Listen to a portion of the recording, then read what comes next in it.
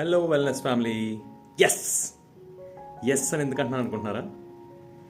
ఒక్క prolonged fasting చేస్తేనే తప్ప మన బాడీ అటైన్ చేయనటువంటి ఒక మెటబాలిక్ స్టేట్ని ఇప్పుడు నా బాడీ అటైన్ చేసి ఉందండి. అదేంటన్నది మీకు క్లియర్గా ఎక్స్ప్లెయిన్ చేస్తాను. అయితే ఇప్పుడు నేను 24 hours క్రాస్ చేసి క్లోజ్ టు 28 hours నా ప్రొలాంగ్ ఫాస్టింగ్లో ఉన్నాను. 0 to 12 hours ఏమనుకున్నాం అంటే మన బాడీలో ఉన్న ఫ్రీ గ్లూకోజ్ అంటే మన బ్లడ్లో ఏదైతే గ్లూకోజ్ ఉందో ఆ గ్లూకోజ్ని యూటిలైజ్ చేసుకుని బాడీ సస్టైన్ అయిందని అనుకున్నాం.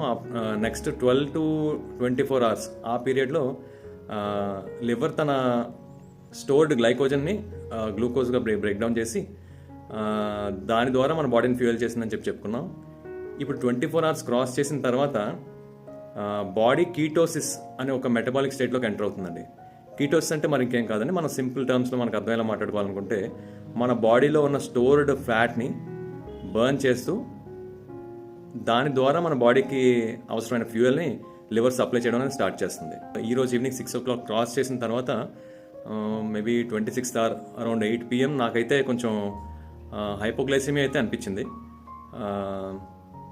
సో ఆ గ్లైకోజన్ లెవెల్స్ ఎప్పుడైతే డిప్లీట్ అవుతున్నాయో బ్రెయిన్కి సరిపడా గ్లూకోజ్ లెవెల్ అనేది అందకపోవడం వల్ల బ్రెయిన్ కొంచెం అంటే ఆ లైట్ హెడెడ్నెస్ మనం ఎప్పుడైనా నాకైతే ఎగ్జాక్ట్గా ఏం జరిగిందంటే కూర్చొని ఒకేసారి లేస్తే కొంచెం లైట్ హెడెడ్నెస్ అనేది కనిపించింది.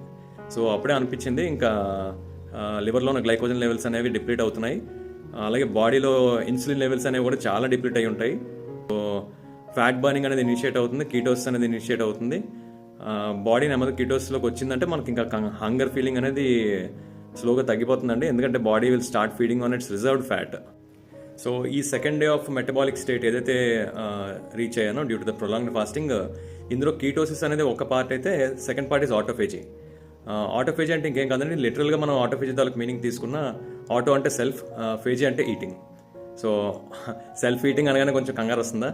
ఈ ఆటోఫేజీ అనేది మనం బాడీ ఆ స్టేట్ని రీచ్ అయినప్పుడు ఏం జరుగుతుందంటే సెల్యులార్ లెవెల్లో రీసైక్లింగ్ అనేది జరుగుతుంది.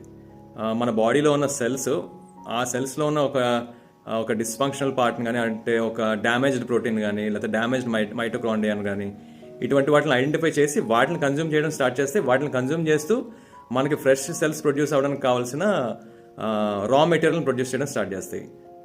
సో టఫ్ ఫేజ్ అనేది క్రాస్ చేసేసాను ఈసారి, చాలా సింపుల్గానే క్రాస్ చేశాను. పెద్దగా హంగర్ క్రేవింగ్స్ కానీ అలాగే ఎనర్జీ డిప్స్ కానీ ఏం కనపడలేదు.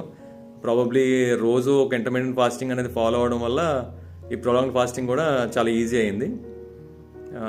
చూద్దాం ముందు ఏం జరగబోతుందో.